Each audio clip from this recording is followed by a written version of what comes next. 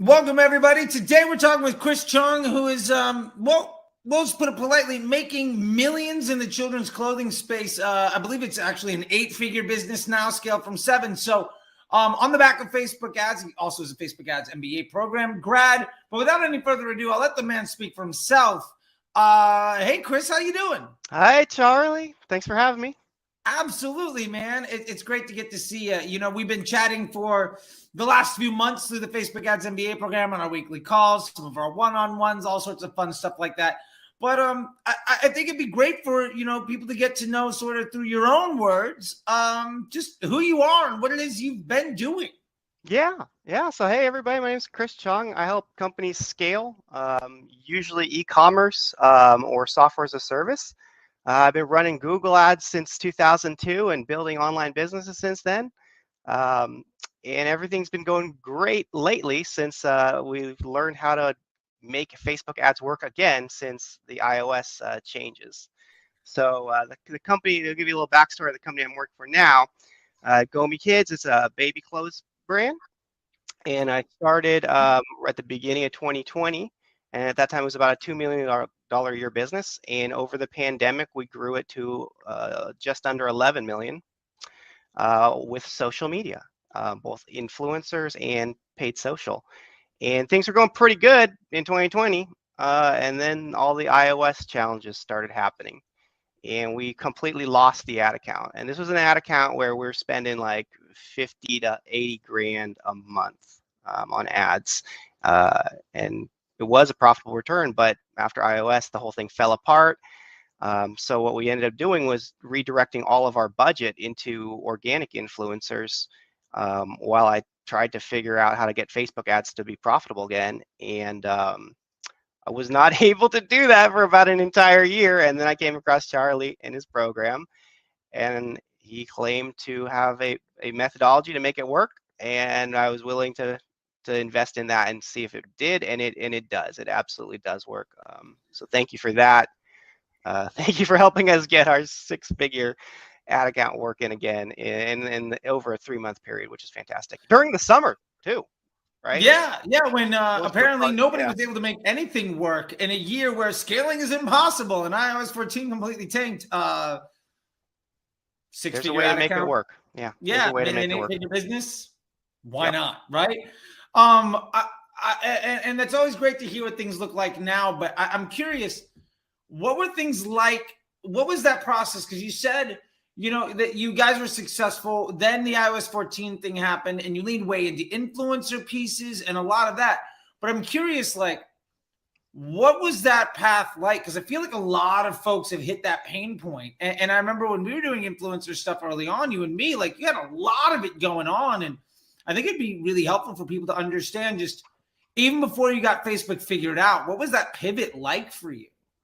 Yeah, I mean, it was scary as heck, right? We went from a business that was generating, let me just give you some numbers here. 100,000 a month in sales off of these ad channels to 0 in a pretty quick period of time over I'm looking at my data here. By July of last year, the account had totally been dead.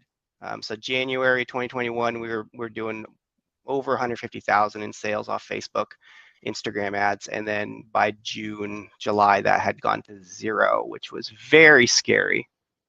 Very scary for the cash flow, especially since in our business we'd also increased inventory because of the way physical products work. So yeah, that's very scary. But we had organic influencers that were starting to work, so we said, all right, well, we'll just take all that ad budget and onboard hundreds of new influencers a month, and that did help us recover a bit, but not all the way. And then around January of this year, I tried it again, $50,000 budget. It didn't work. The ROI was like barely there. Gave up on it again, and then I think I found you in March or May or April or something. I think it was March. Yeah, March of 2020, and got into the program. Implemented everything really fast, probably a little too fast. I remember you saying, "Hey, slow down on it a little bit. Give it a little bit of time for it to get a data read." But yeah, the system worked. and within 3 months we had it back. I love it. I love it. I mean, I think that, that turnaround, I think of that. I mean, first off, you're talking a 6-figure drop, right? I mean, that is terrifying, right? Like, Yeah. and I can't tell you how many folks have had that same problem, right? And I'm curious, what about what you were doing didn't work anymore? Yeah, that's a great question. So previously we were running your typical strategy that was used like prior to 2019, which meant a lot of very segmented audiences, a very complex campaign structure, um, tests all running all over the place, lots of retargeting and trying to do all these behavioral triggers and this and that, trying to slice and dice the audiences a million different ways. And we'd find, I could get it to work at a low scale, but then you start turning up the volume and the whole thing would fall apart. So it was extremely unstable. It was a lot of work to maintain. During that time, like I'd spent my entire time pretty much messing around with Facebook ads, trying to get it to work, constantly turning things on and off and all this and that. And it was a more than full-time job because we actually had employees helping out on this account too. Fast forward to today, I probably spend an hour a day, if that, and no employees participating in the management of the account. They're all focused on generating creative, which is fantastic. Yeah. I mean, I love that. Like the idea that it went from 1.5 to FTE, full-time equivalency across everybody. Yeah. So at 150K to zero, that lifespan was working 2 full-time equivalency jobs across multiple team members with a TOF, BOF, MOF, all hard level of work. Yep. And now you work maybe an hour a day. And what does that monthly look like now? This month we are at a place where we are spending around 40,000 and making 160 in revenue. So the not only, I mean, the cost per sale has gone down substantially, down from like $50 down to like, I'm gonna say average about 16 right now, 16 to 18. So I mean, that's fantastic. You're just getting almost 3 times as many customers for the same price. On top of that, a structure that you don't have to worry about all the time. So you can actually focus on some other business problems like increasing LTV. And what was the other one? Really increasing LTVs. Like once you get your ad account stabilized, focus on LTV. That's the name of the game. Oh, I love that. I love that. And it's funny, in today's lecture, actually inside the program, we talked about that a lot. Because we have a lecture, by the way, for everybody inside the Facebook Ads MBA program. Every week we have a lecture with Q&A. This one lasted almost 2 hours, which was great. And those are all recorded and searchable in archive and an archive for everybody to respond to, and getting those answers. But we had a 30-minute thing just on vertical integration, second purchase rate, rebuttal upsells, those LTV things to help out that PSM calculation, which is, I mean, what you need to scale a business, right? Yeah, you got to know those numbers. I mean, if you don't know those numbers, you could very easily spend money and get a lot of revenue, but at the end of the day, your bank account's negative. Good. And for that matter, I'm curious, what metrics, what numbers were you looking at? What were you spending your time doing outside of the day-to-day work? Back when it was the 2 people working full-time getting you from 150K a month to zero. What were the metrics you valued then? And what are you working on now that you're at the hour a day for effectively a 4x LTV return? So previously what we were doing was split testing a lot of creative and trying to find like the one winning ad. There was this idea that, all right, we're going to find an ad that will make everything work magically. And that was or the magic audience, right? So it was trying to find both at the same time, which is difficult, right? Oh man, I'm going to find this perfect ad that makes all this money, and I'm going to match to this perfect audience that's going to be so highly responsive. And we never found it. We never found it, and we chased our tails a lot. versus the methodology you teach, where it's more of an ecosystem, and we're not trying to rely on one ad to do all the work. We look at it as like, you know, I think of it now as like a sales team, right? Because I used to manage sales teams. So I look at my ad account as a sales team. How many salespeople are out on Instagram working for me, and how much can each one bring in every day, and what's the limit of each one's ability, based on the creative. And yeah, over time we've grown a library of over 100 ads now that work, and we're not we're not dependent on one ad at all, and it's much more stable. And Yeah, and I think the other thing I'll say is letting the AI just do its job. Like for many years, I started out with Google in 2002. So there's this idea that you can outsmart the algorithms. Anyone who's been doing ads, if you started before maybe 2015, you might have the mindset that you can outsmart the algorithm, and that's definitely not the case. So like one of the key things for your program is like learning how to work the algorithm and embrace it and let it do its job, and not handcuff it. And that has made a substantial difference. Yeah, no, I love that you said that, because I feel like so many people, and maybe we can expand on that a little bit more here, but like so many people focus on outsmarting the machine. Or even more, what I hear is people say this thing, and it bothers me every time, because it just means they've been taught so poorly by somebody else that doesn't care about them. It's the way I view it. They think it's in Facebook's best interest to take all of my money. And like, it's somehow set up for it to be a system that is a predatory environment for marketers. That like, it's somehow Facebook's best interest to steal your money and make you be unsuccessful. And I'm just curious, like the way that you're managing it now, you were just saying like, that's not how you feel about things anymore.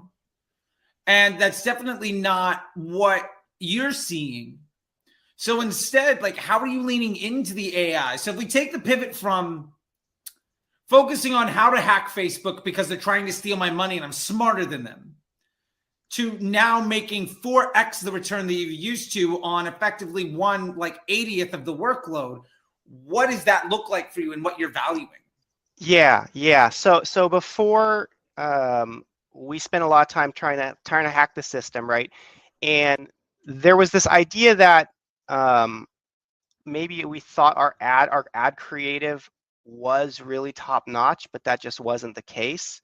So when you come into the situation thinking like, oh yeah, these are the right ads, and you don't have a methodology to really confirm that, which I didn't, and you do, you then have to resort to trying to hack the system.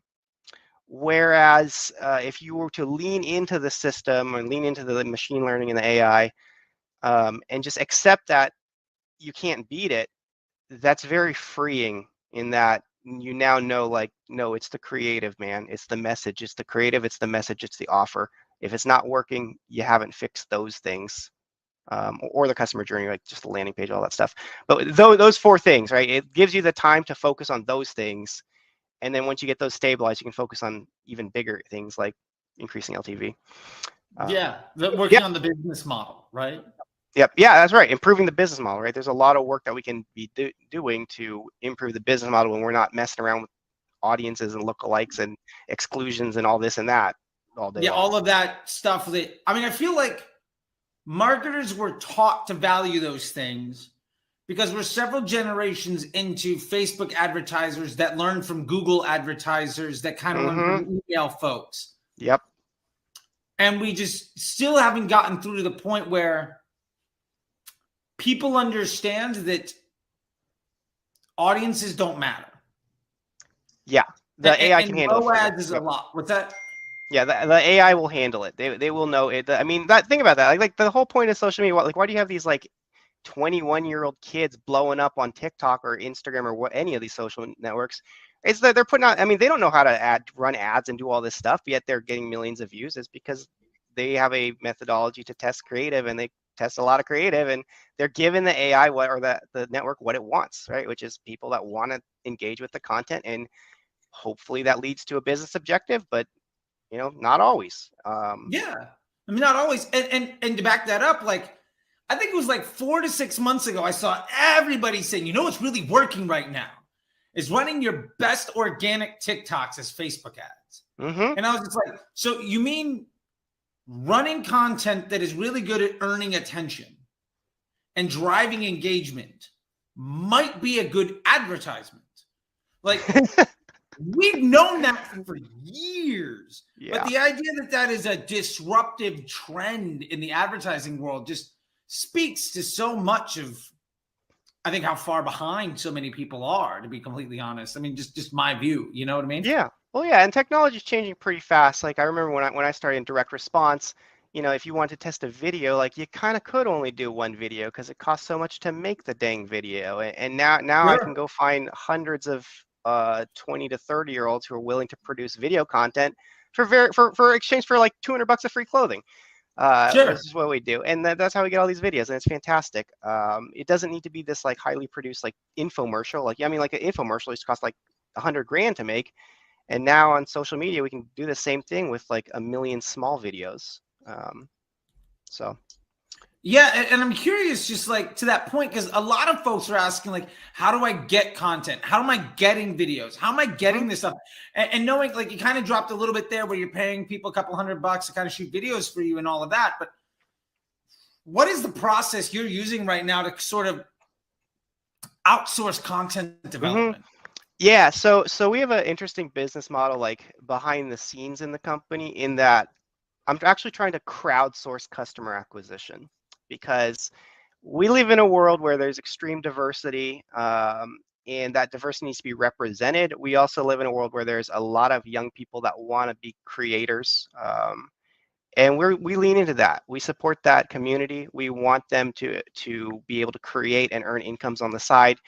Specifically in our audience, we're selling baby clothes, so there's a lot of stay-at-home moms that are excellent video producers, content creators that can be supported, not with not great expense on our side, but they produce great content and they get rewarded from it through affiliate commissions. That we have an influencer affiliate program that's very tightly integrated with our paid ads, meaning that I actually run ads with their content and give them the link trackers in the ads. Yeah, I love that. And I've been doing, I've been personally doing that kind of stuff for years, making small communities if you're elite people. I think we've even talked about that, like another way of like rewarding those individuals. And I mean, even in my clothing brand that I manage, where we went from, I mean, it was about a $1 million brand, and now we're on an 8-figure run rate since January. And a lot of the stuff that we do is very much just like, we make a product, and I feel like you guys do the same thing. You make a product, and let me ask a few points on this, and you just give me a yes or no. You make a product that people love. Absolutely. And then you get folks who are advocates for your brand. Yes. And you are, as a matter of business practice, championing those advocates in a way where they feel love from you and makes other people identify with those advocates. Absolutely. Yeah. And then if you do all those three things, you're going to start attracting a lot of top talent, because there's a lot of people out there that want to make money on their phone. And I think it's fantastic. It's amazing. You can create all this content with just an iPhone in your pocket. Man, I used to have like 40 grand worth of video stuff to like do all this stuff. And now I can just do it with my iPhone 12. It's amazing. Yeah, I mean, it's stunning what you can do with like the filter on TikTok or Instagram, or just. And to be fair too, we probably have to talk about this maybe offline. I got a couple of startups I'm working with that I got one that's. All right, we'll have to talk about this other thing that I got. Yeah. Like, it'll be an MBA program. Not to tease everybody, but I just realized that like it's not available to everybody, but I might be able to slide you something that where somebody kind of handles that and then edits for you and then just delivers it as a commission. Yeah, that'd be cool. We'll talk about that. We'll talk about that offline. That's that's the benefit of being in a network of other and it's not just e-com. It's just media, people growing businesses on social. And there's a great community. We haven't touched on that. Fantastic community of other people who are experiencing the same things, or maybe who've already solved the challenge that you're trying to solve, which is fantastic. I'd much rather learn by modeling someone else's success than trial and error. So great value there. And talking about that community, because I feel like, and we're talking about here, by the way, everybody, the Facebook Ads MBA program community. We have a private Facebook group that's basically for everybody that's gone through the program. And I just made it a Facebook group because you need a Facebook account to run ads, and not everybody wants Slack or Discord, and we get high and mighty, or just, plus if you make it a Facebook group, they'll pay for the video hosting. So like, why not? There's several hours of content in there every week, so might as well let them do it. But with that community, I'm curious, like, if you had to give me top 3 things that you got out of the Facebook Ads Facebook Ads MBA program community, what would they be? Mm-hmm. Oh, let's see. Like validation that the strategy is correct before you run it, I think is a big thing, because when we talk about testing new ideas, yeah, it costs money to run these ads. It costs money to run these tests. So having people able to say, yeah, I did this thing and it totally worked, or I did this thing and it kind of worked, but you should try this. So I say that's one. Getting introduced to like up and coming tech that you might not know about yet, but is amazing, is another one. So there's many technologies like triple whale I was unaware of. So yeah, getting introductions to that kind of thing. And then just general business, like being able to see what they're doing, what's working in their businesses, I should say offers, more than just general business. What offers are they running specifically, and how can I translate those offers to my business? When we talk about, is it better to run things like buy 3, get 1 free versus a percentage discount? We're in a community of master marketers who are looking beyond just like, oh, I'm getting this return on my ads. They're actually building real businesses, which is really cool. Yeah, and I love that you said that, the just the return on the ads. Like, I can't tell you how many premium communities we have out there where it's, and I think that when you and I talked, you might have seen a couple of these too, where it's some ad agency where their kids are testing all the same things you saw on Twitter and reporting back what got a nice report. Doesn't actually mean that any of those 25-year-old people that have never run a business have any clue about your bottom line. Or you have marketers that are super motivated to make sure that their creative wins and they're really smart, or they're pushing for the biggest ROAS. And they say, well, we got a 10x ROAS. And I say, great. So why is your company going out of business? Like, because like, I don't know about you, but I've made ad accounts where the business was so profitable on Facebook that like they had to close up shop because they weren't worried about cash flow and inventory and process and development. And just like the stuff in the Facebook Ads MBA program, just that community, like I love it. Like you're talking about the tech and the tools and the people. And I think something you touched on, and I'd love to know more about just your experience and what you've seen. Because I feel like everybody that goes to the MBA program, like they always just say like community, the community, community. Like that is above and beyond the curriculum, which is great. And the direct support, which is great. That community is like everything. What is what is some of the experience that you've had? Like if you've had a question or you've seen things, like how are you using it? Are you actively using it as sort of a resource to lean into? And what does that look like more for you when you're trying to just solve problems or see what's out there as far as opportunity is concerned?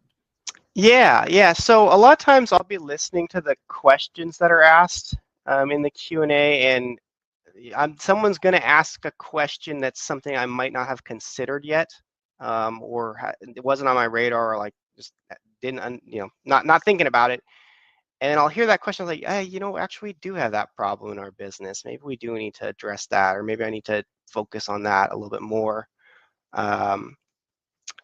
It's just really good to see what everyone else is doing, right? I mean that was, and I'll back it up maybe a little bit. When I was as a consultant, before I started working like exclusively with like 1 or 2 companies at a time, I used to go work with like 10 or 20 companies at a time, right? And I get to see what's going on in all their businesses, and you get that transparency and that feedback back and forth, right?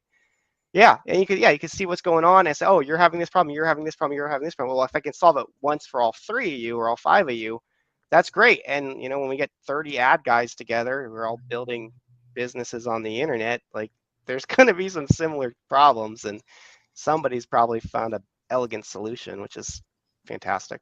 Yeah, no, I would say the same thing. And it's interesting too, because I can't tell you how many men and women in the program have come from being clients of other agencies or taking courses or training or masterminds or whatever from a lot of these other folks out there.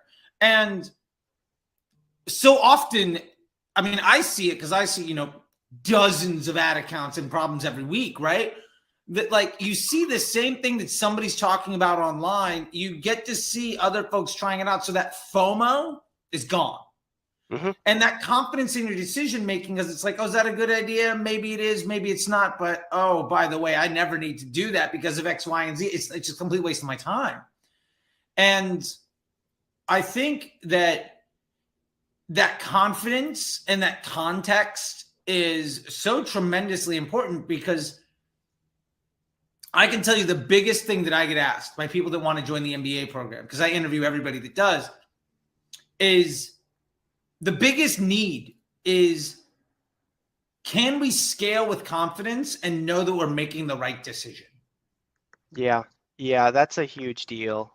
I mean, especially in a physical product business, because before you even did make that decision to scale, you probably had to go buy inventory, and that could have easily been $100,000 or even $500,000 in the case of our business. Like, you got to be pretty confident to make that money, and you got to buy that inventory three to 6 months in advance. So you better be confident.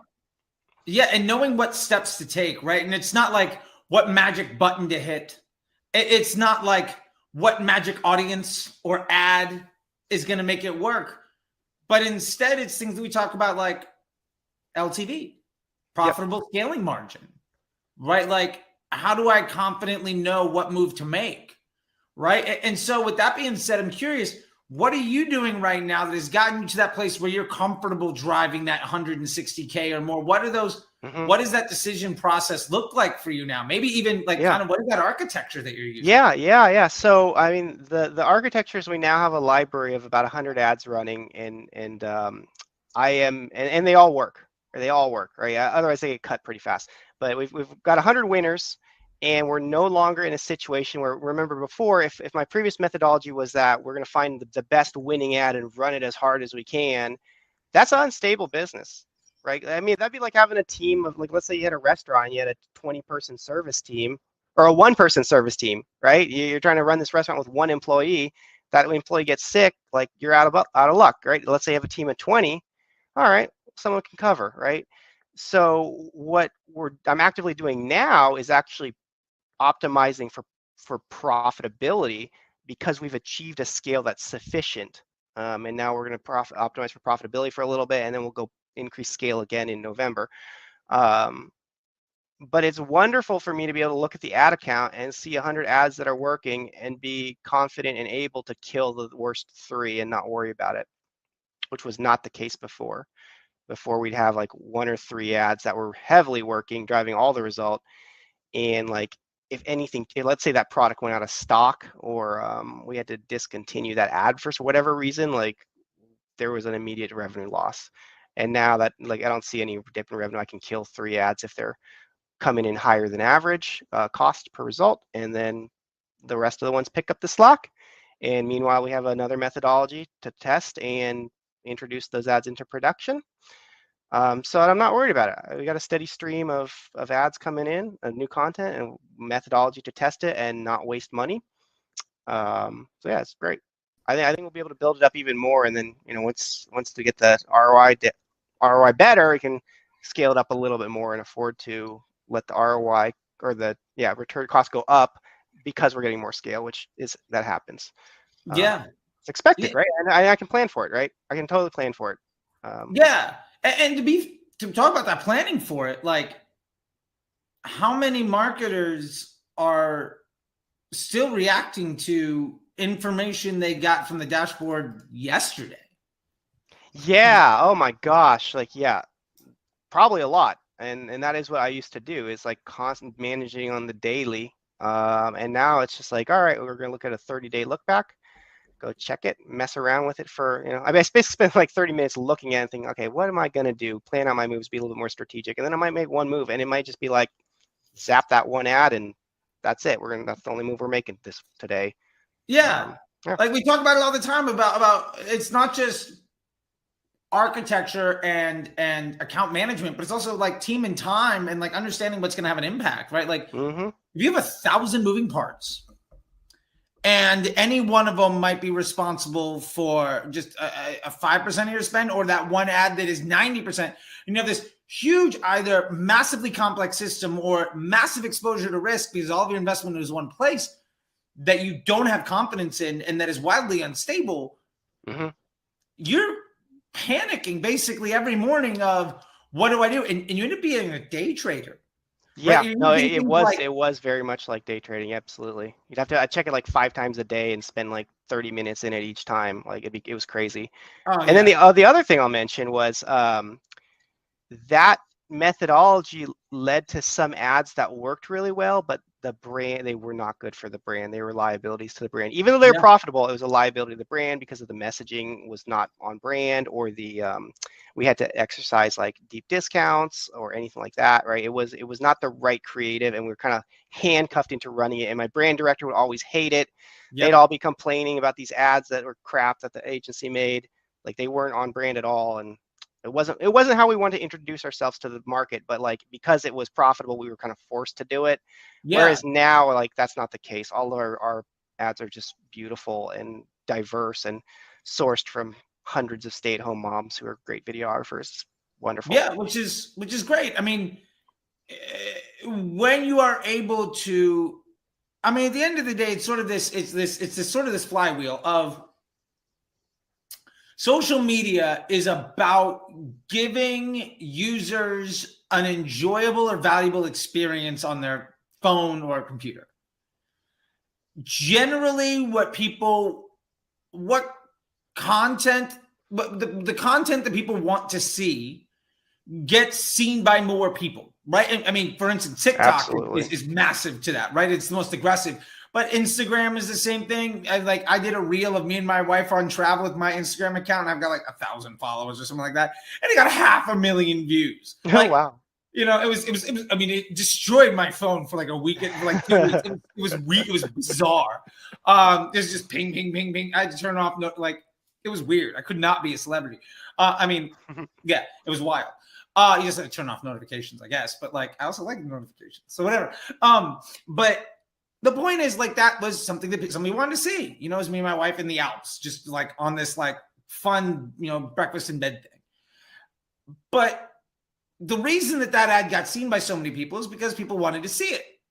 And generally speaking, we see a trend of the type of entertainment that people enjoy the most is seeing other people. And so when we can pair the idea of folks seeing other people so they have a pleasurable experience, and we can become algorithmically aligned with Facebook's need of that, to also making sure that we are showing them something that's beneficial to our business. Yeah. When our business objectives are matched to Facebook's business objectives and Facebook gets smarter every single day, it's exceptionally difficult for our business to not get better along with it. I mean, at least that's my view. I mean, I don't know if you've seen that had that same experience. I've had the same experience, and I'll like elaborate on it a little bit more. People are addicted to story. Okay. And how do you make a product increase the perceived value of a product? It's by telling a great story about the product. So getting that content on social media is likely to result in what Facebook wants and what you want. So then, how do you do it? Well, step one is to get the ad account stabilized so you can actually have some time to focus on writing stories and getting people to storytell, right? I totally agree. It's all story. Like nobody wants to see buy my stuff. Oh, now it's 40% off. Like that's terrible. Right? Build a brand that's not going to give you good margin. What you want is a really great engaging story that speaks to the emotional thing the product delivers, which in our case is cozy moments with your young baby because they're not young forever. Yeah, I mean, and then that is just, I mean, how is that like you put it in a sentence? Clearly you've written a Yeah, few copy, yeah. but like, yeah, I mean, like, how is that? And if you're a mom or a dad with a young kid, Hmm. and like you see, because I also feel like people tend to spend their money to achieve an aspiration, right? Like Yes. you spend your money to get a lifestyle that you want. That's a general gist of things. Yes. And when you are able to make ads, and this is one reason why, like, I see this big debate of like, well, TikToks work or static ads work or this or that. And it's no, it's the storytelling function. And to your point before, you have a lot of ads. Some ads appeal to some people, some ads appeal to others, and you do need to have a mix. Yep. And one of the reasons that I think you guys have seen such success in that creative type is it is an emotion that can be conveyed in a second when you see Yeah, a when you see parent that and cute a child. baby like in the little thing with the hat and all this stuff, it like it takes it, it's Yeah, super aspirational, right? Because if you haven't had your baby, let's say you're a third trimester mom to be, you're aspiring that's all you're aspiring about for the entire 3 months, for probably for the 6 months of the pregnancy, the last 6 months. It's that moment, right? And then on the flip side, let's say you have kids and maybe they're like 2, 3, 5, 6, 7, like my kids are now, like that, it does take you back.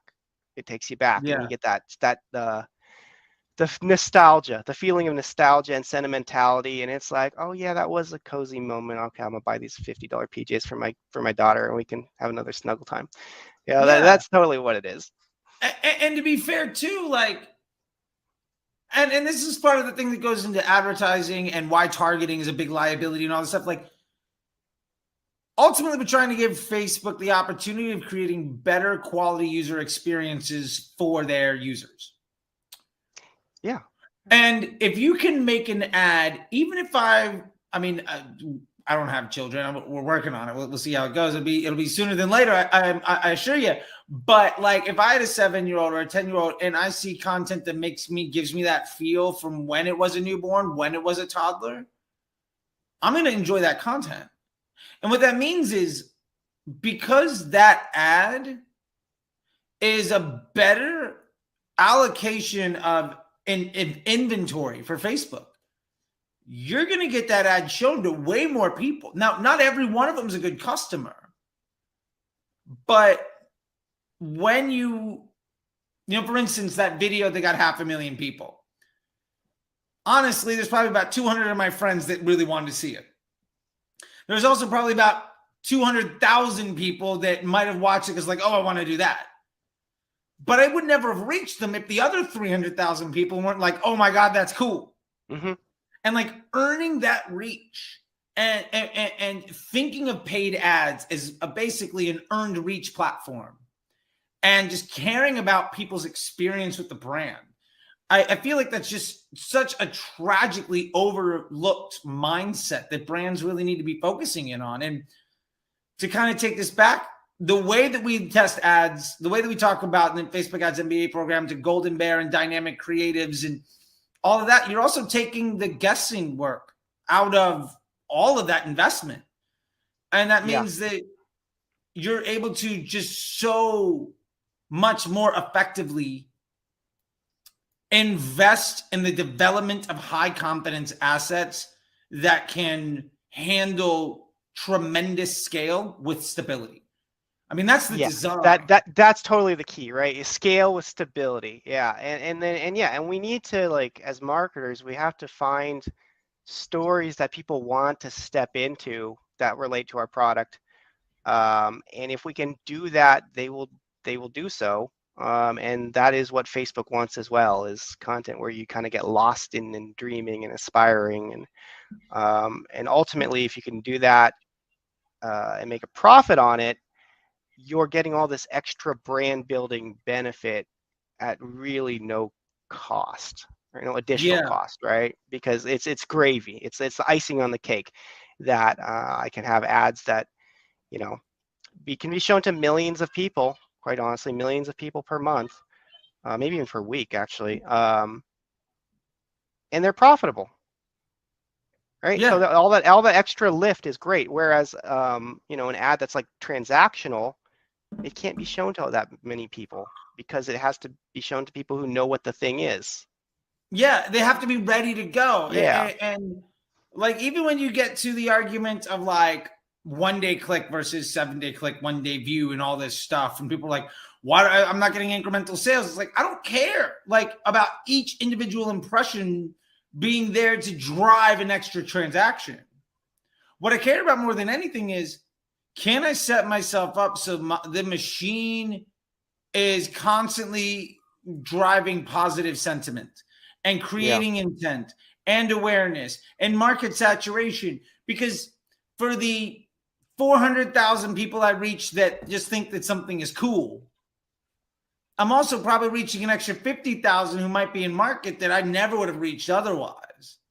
Yeah. And if I get to reach them for a cheaper price because Facebook says my content is desirable and my CPMs continue to go down, that's a good thing. And above and beyond that, when your content is really good, we also see a situation where you are going to get premium inventory on those impressions. Like, if you and I are both running a brand and you've got all this beautiful stuff and I'm buy now, I might have curated somebody's customer journey and you've got a piece of content that user is probably going to like to see that's in market. You're going to come in at the last second and just steal that sale from me. Like, the conquest and capability of just putting the customer user experience first is just so tremendously undervalued, I think. I just don't feel like people understand that happens.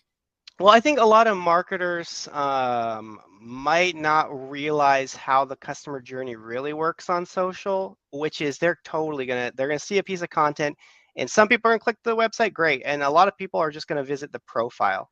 And if that profile is also loaded up with great stories, then that person's gonna stay in your profile and maybe watch 5 or 10 of your videos, and that is signaling back to the AI they like this brand. Right. Yeah. And that's free exposure, right? So I might have paid for that first impression, but then they go in the profile and they impress themselves 10 more times with all these videos. Tremendous value. And you don't get that with TV. You don't get that with direct mail. No. And you're also getting, they probably sign up for an email. They might search something. They might share with their friends. They're commenting. Like, people say you have to have a positive ROAS to scale a brand on Facebook. I say ROAS is a completely nonsense metric that serves as nothing other than a distraction, because it's basically predicated on a lie just to boost the ego of the marketer. And that's taking a very long-ended thing. No, that's the dream, right? That's like what's his name? Seth Godin always talks about how like ads, when ads work, it's magical. And you're like, all right, well, if I can get a 3x ROI and then I can spend $1 million. All right, well, can I spend 2 million, right? And you're like, oh, there's a linear path to success. And that's really appealing to a lot of executives and investors and founders, but that's not usually how it actually ends up working in practice. Yeah. And to that point about everything that you said, maybe that one ad loses 50 cents on the dollar on transaction 1 today. But all of those other clicks and impressions that drove somebody through experiencing the brand and getting it in the feed and seeing more organic stuff and searching and opening emails drove 5 more sales. Yeah. So you lost 50 cents to make $10? Like, I'll throw 50 cents at people on the street all day long if I know I'm going to get a $10 bill for it. Like, yeah.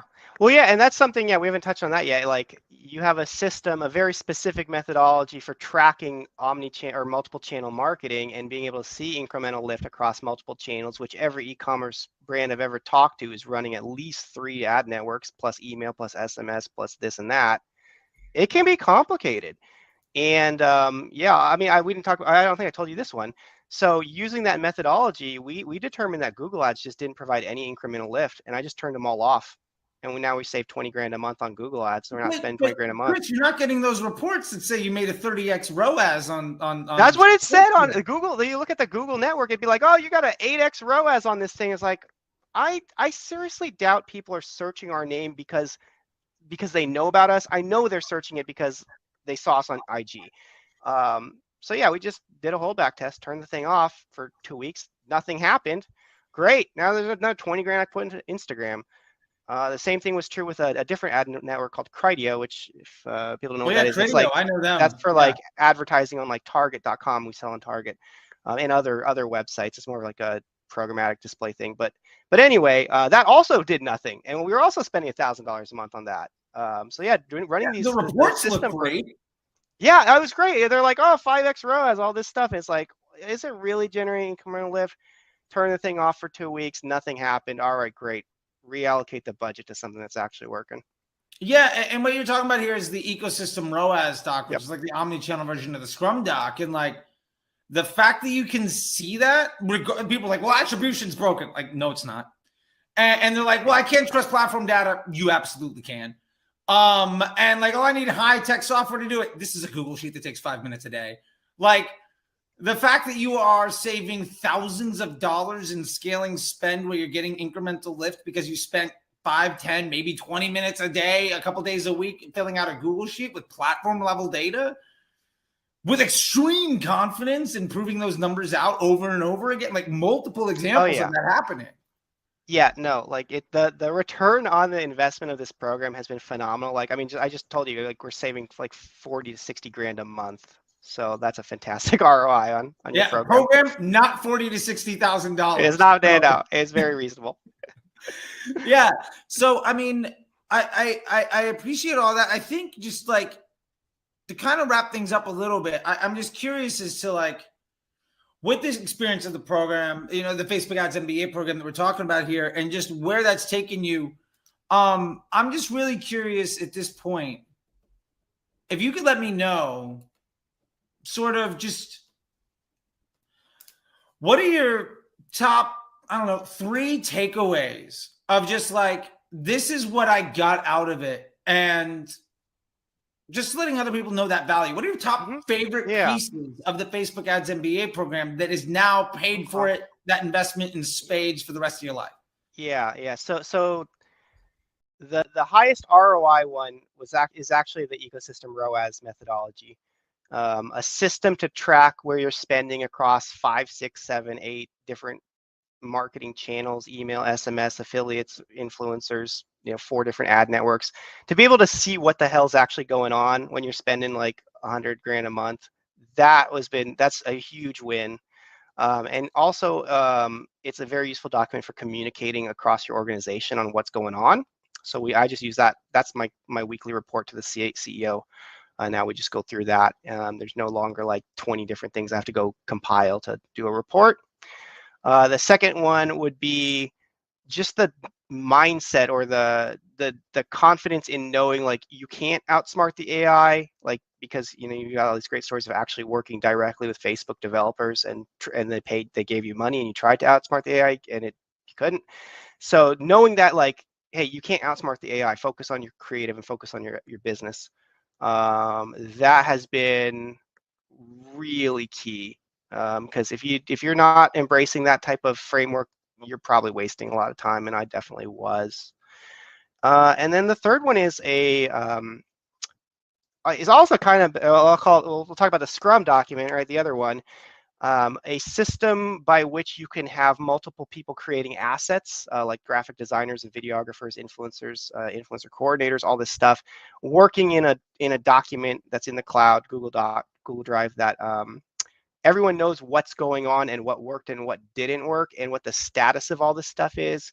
It really created a structure where I could scale a team, a content generation team around this methodology, as opposed to like an ad hoc system, which is what we were doing before, where we'd have like, oh, I'd have you designer go make 10 ads, and oh, I'll have the agency make 10 ads. Oh, and these influencers made some videos, and there's all kind of like guess and check, throw it at a wall, see what sticks. That was not a good methodology.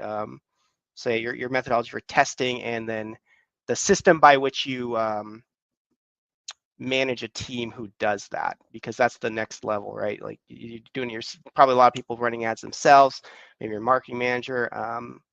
At some point, once you figure out the ads, you're going to need to build a team around it, and there's a great structure in place to do so. You don't have to reinvent the wheel, which is really key in any growth marketing position, because like once you figure out how to generate, once you know how to make it rain, like you're going to get promoted, right? So like you better have a system in place to be able to handle that. Otherwise, you can get promoted to your highest level of incompetence, which unfortunately happens with a lot of people, right? Yeah, believe me, I know that absolutely. That's one of the reasons I made it to the top everywhere.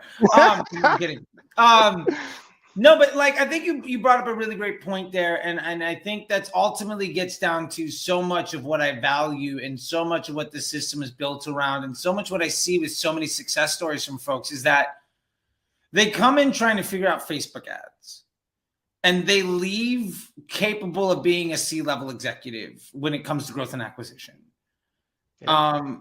Because you have all the structure and framework and documentation. And I think to your point, just to quote exactly what you said, you're going to get promoted really quick if you can make it rain. And if you know how to handle that job, like your path is your potential is unlimited. And the amount of people that I see in the program that came in like that are just trying to make all that stuff work from I won't even start to ramble off people because we'll get sidetracked, but like, that's just such a beautiful thing. And I love seeing that with people. And I love that that's something too, that you've really extrapolated out of it. And so with that, I feel just like, I'll end it with this one, just saying, thank you. I really appreciate it. And it's been wonderful having you in the program and the chats we've had. And, I think maybe we'll see you in the Slack at some point in time too, the post-grad stuff.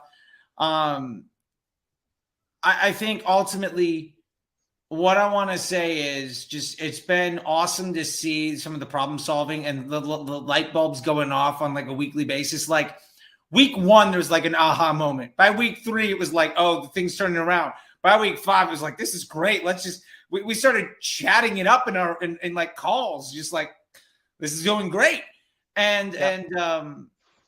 So I've just really enjoyed that. And I want to say thank you to you for that. And I'll leave it sort of just with you having the last word here of just anything that you want to say to somebody that might be interested in it, and also how people can find you if they want to, work with you or talk with you or more stuff about it. Just I'll leave it with that and kind of let you have the last word.